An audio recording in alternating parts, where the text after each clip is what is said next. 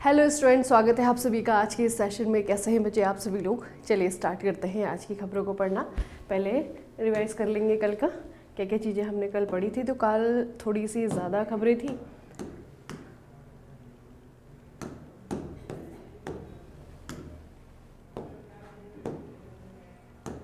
चलिए बच्चे देखिए, सबसे पहले हमें याद रखना है, मैंने आपको बताया था कि भारत के राष्ट्रपति जो है वर्तमान में, यानी कि द्रौपदी मुर्मू जी, इनके द्वारा एक ट्रांसलेटेड संविधान का इनॉग्रेशन किया गया। ठीक है, ट्रांसलेटेड का मतलब है कि इसे जो है संथाली भाषा में ट्रांसलेट किया हुआ है।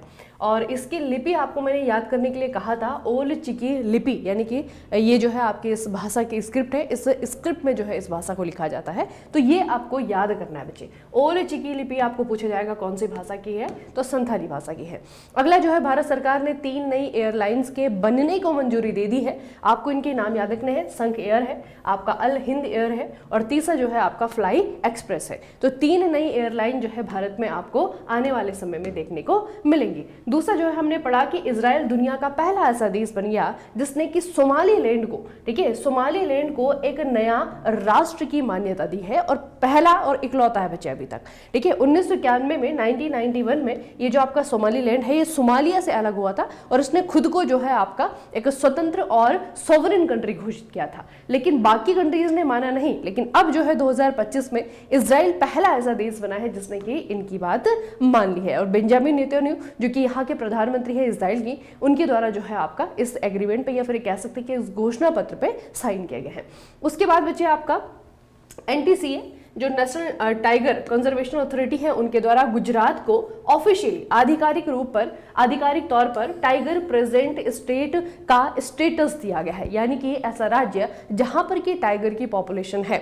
और ऐसा तब किया गया जब पिछले कुछ दिनों से लगातार रतन महल वन्यजीव अभ्यारण्य में एक मेल टाइगर की जो है आपकी मौजूदगी दर्ज की गई है ना। तो तब जो है आपका यहाँ पे मतलब अब टाइगर है बच्चे, तो टाइगर प्रेजेंट स्टेट का जो है आपका स्टेटस इसे दिया गया है। वैसे बहुत लंबा समय हो गया है कि यहाँ पे जो है टाइगर तो देखने को मिलता है, लेकिन ये स्टेटस नहीं मिला।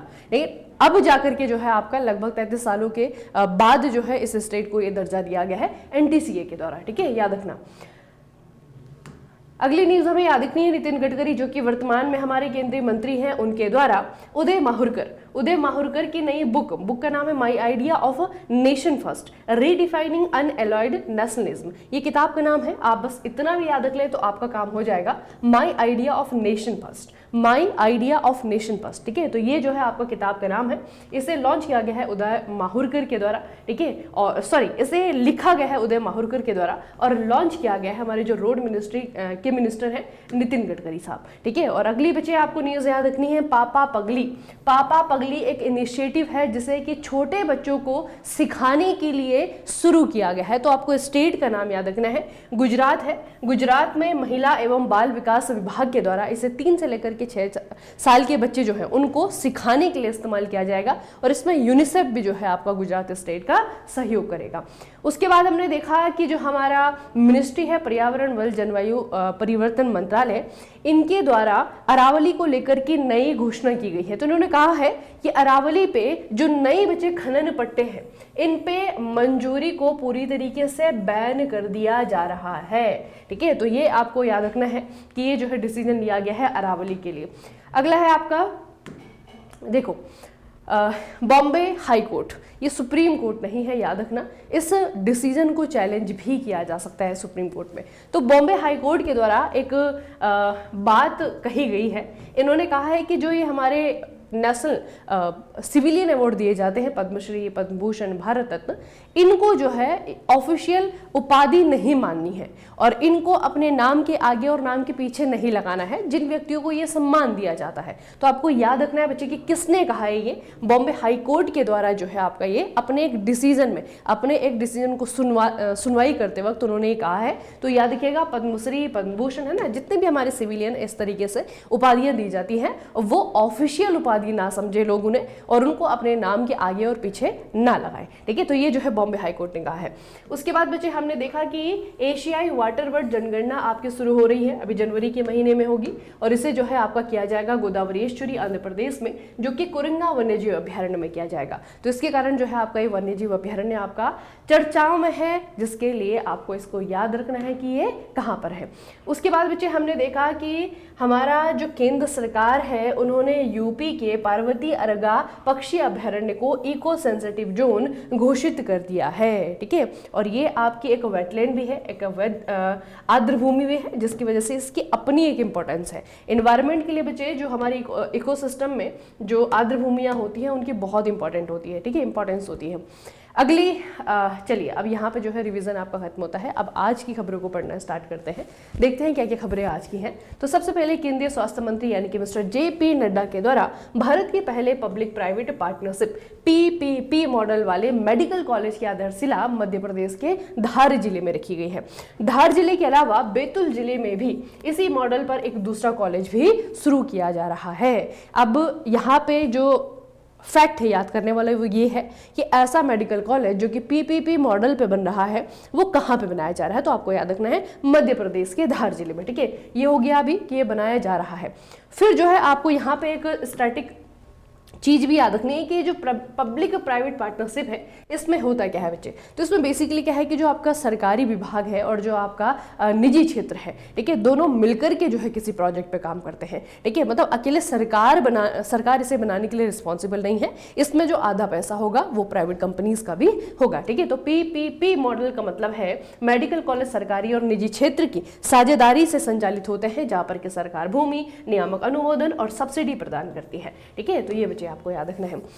अगली न्यूज है हमारी ऑस्ट्रेलिया से रिलेटेड। इन्होंने एक डिसीजन लिया है जो कि हमारे फेवर में है, यानी कि भारत के फेवर में है। तो डिसीजन ये है 1 जनवरी 2026 से दो देशों के बीच में आर्थिक सहयोग और व्यापार समझौते यानी कि ECTA, इसके तहत सभी भारतीय निर्यात जितना भी इंडियन एक्सपोर्ट होगा उनके लिए शुल्क मुक्त प्रवेश प्रदान करेगा। 100% बच्चे टैक्स फ्री कर दिया जा रहा है। याद रखिएगा इंडियन एक्सपोर्ट को। ठीक है, एक्सपोर्ट समझते हैं ना, भारत जो यहाँ से चीजें भेजता है यानी कि ऑस्ट्रेलिया जो चीजें हमसे खरीदता है उस पे जो है आपका 100% टैक्स फ्री जो है आपका अप्लाई कर दिया जाएगा अभी 1 जनवरी 2026 से। तो आपको देश का नाम पूछा जाएगा कि कौन सा कंट्री है जिसने की ये घोषणा करी है, या फिर हमारा कौन से देश के साथ में इस तरीके का आर्थिक समझौता साइन हुआ है। ठीक है, याद रखिएगा।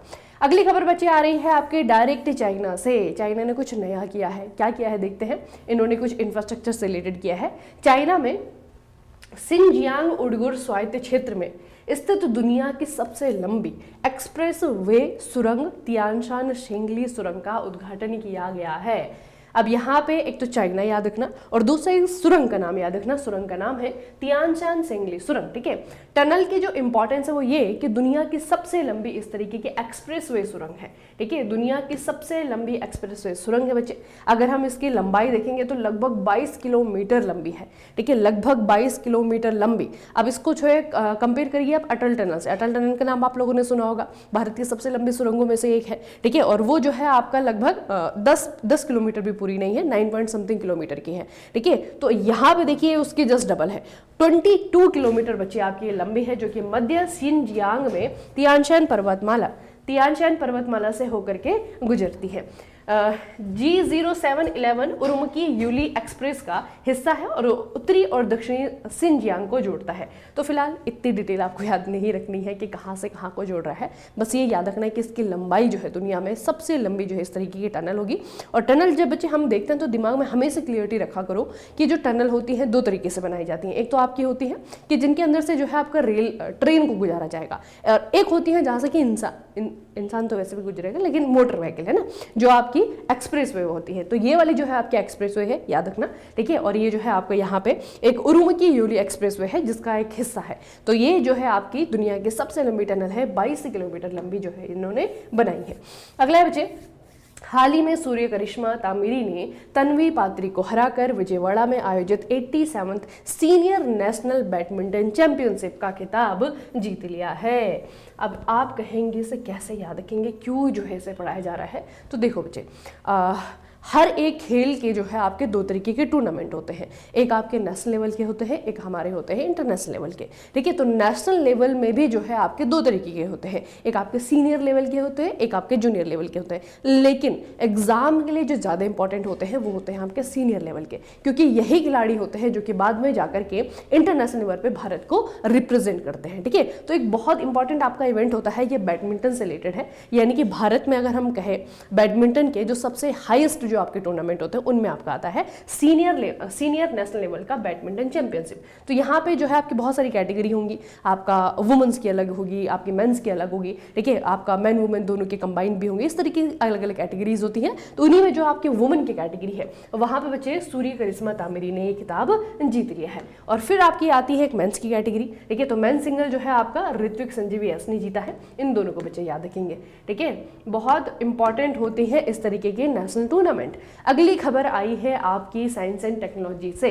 प्रधानमंत्री नरेंद्र मोदी की अध्यक्षता में केंद्रीय मंत्रिमंडल ने आज आंध्र प्रदेश के श्रीहरिकोटा स्थित इसरो के सतीश धवन अंतरिक्ष केंद्र में तीसरे लॉन्च पैड यानी कि थर्ड लॉन्च पैड जिसे हम TLB कहते हैं, इसको मंजूरी दे दी है बच्चे।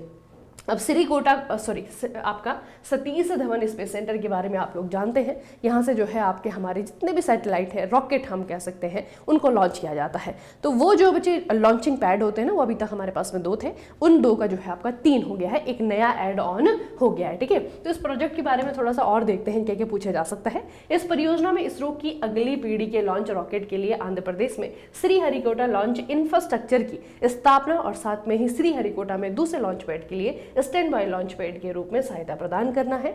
ठीक है, और इसमें जो है लगभग आप लोग देख रहे होंगे 3000 करोड़ रुपए का खर्चा आना है। ठीक है, तो याद रखना बच्चे, लॉन्च पैड को जो है आपकी मंजूरी दे दी गई है, तो ये आपका बहुत जल्दी बन जाएगा।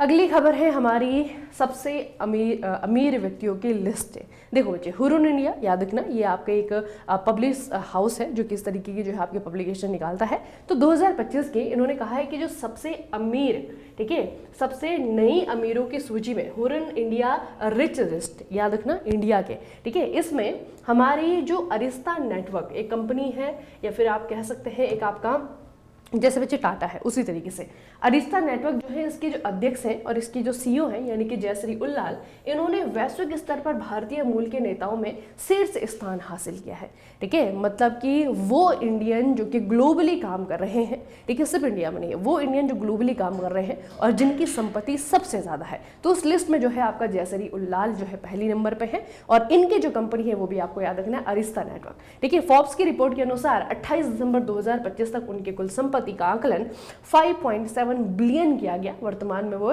वैश्विक रूप से नेटवर्थ के आधार पर 713वें नंबर पे है। ये आपके ग्लोबली है, लेकिन अगर इंडियंस के उस पर देखेंगे कैटेगरी में तो ये जो है आपके पहले नंबर पे आती है। ठीक है, याद रखना बच्चे। उसके अलावा अगर हम बाकी लोगों से इनकी कंपेयर करें तो सुंदर पिचाई की कुल संपत्ति जो है आपकी 1.5 अरब है।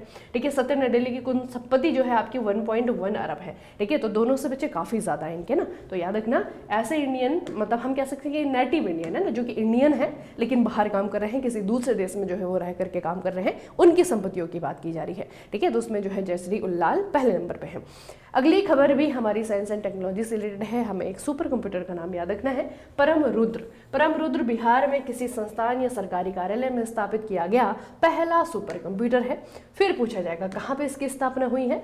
परम रुद्र को भारत सरकार के राष्ट्रीय सुपर कंप्यूटिंग मिशन के तहत स्थापित किया गया। इस मिशन के तहत अब तक 37 सुपर कंप्यूटर लगाए जा चुके हैं, जिनकी कुल क्षमता 39 पेटाफ्लॉप्स है। ठीक है, देखिए बच्चे, कैपेसिटी, इनकी कैपेसिटी जो है आपकी पेटाफ्लॉप्स में है, क्योंकि बहुत ज़्यादा जो है सुपर कंप्यूटर है। ठीक है, तो राष्ट्रीय सुपर कंप्यूटिंग मिशन के तहत इस तरीके के जो आपके गवर्नमेंट डिपार्टमेंट है वहाँ पे बच्चे सुपर कंप्यूटर लगाए जा रहे हैं। तो परम रुद्र का नाम आपको याद रखना है।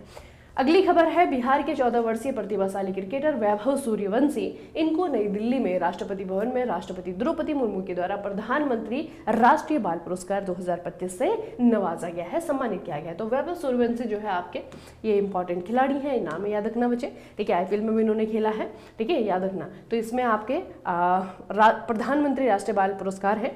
इनमें अगर आप देखें तो राष्ट्रीय बाल पुरस्कार है प्रधानमंत्री के नाम पे, लेकिन इन पुरस्कारों को जो है राष्ट्रपति के द्वारा दिया जाता है। अगली खबर है आपकी आर्ट एंड कल्चर से, याद रखिएगा, और ये हम हिस्ट्री भी कह सकते हैं इसमें। देखो बच्चे, जम्मू और कश्मीर आप लोग सभी लोग जानते हैं, एक जो है आपका यूनियन टेरिटरी है। इसके यहाँ पे एक गांव है जम्मू कश्मीर में, जिहनपुरा गांव में लगभग 2000 साल पुराने एक बौद्ध स्थल की खोज की गई है। यह स्थल कुषाण काल का है। इसमें स्तूप, मठ, भवन, अन्य संरचनाओं को उजागर किया है, जो कि लगभग 2 सहस्त्राब्दी पहले घाटी में संगठित बौद्ध गतिविधियों का संकेत था। ठीक है, तो थोड़ा सा ये याद रखना बच्चे कि इस कुषाण वंश है ना, जब आपका राजा कनिष्क थे, है ना, तो उनके द्वारा जो है यहाँ पे बुद्धिज्म को प्रमोट किया गया था। तो उसी काल के जो है आपके यहाँ पे क्या मिले हैं, बुद्ध से रिलेटेड बौद्ध स्थलों की खोज की गई है। ठीक है, तो याद रखना कहाँ पे पूछा जाएगा, जम्मू कश्मीर को याद रखिएगा। और जाते जाते जो है हमें एक किताब का नाम याद रखना है। किताब का नाम है मोदी युग में भारत का आर्थिक सशक्तिकरण। मोदी युग में भारत का आर्थिक सशक्तिकरण किसने लिखा है किताब को? इसे जो है आपका लॉन्च किया गया है सीपी राधाकृष्णन, जो कि हमें वर्तमान में उपराष्ट्रपति हैं, और हिमाचल प्रदेश के राज्यसभा सांसद प्रोफेसर डॉक्टर सिकंदर कुमार के द्वारा इस किताब को लिखा गया है। तो मोदी युग में भारत का आर्थिक सशक्तिकरण नई किताब है, और इसका विमोचन जो है हमारे उपराष्ट्रपति के द्वारा किया गया है। तो ये हमें बच्चे याद रखना है। ठीक है, आरआरबी के टेस्ट अवेलेबल हो चुके हैं, आप लोग टेस्ट देना स्टार्ट कर दीजिए बच्चे। बहुत जरूरी है कि सिलेबस कंप्लीशन के साथ साथ हम टेस्ट भी देना स्टार्ट कर दें। ठीक है, तो टेस्ट जो है आपके अवेलेबल हैं, जो बच्चे कोर्स में जुड़े हुए हैं आपके कोर्स में अवेलेबल है, तो जल्दी से जाइए टेस्ट दीजिए और इन सारी चीज़ों का बेनिफिट उठाइए। ठीक है, चलिए फिर मिलते हैं कल के सेशन में। तब तक के लिए पढ़ते रहिए, बढ़ते रहिए, अपना खूब सारा ख्याल रखिएगा। आप सभी का बहुत बहुत धन्यवाद।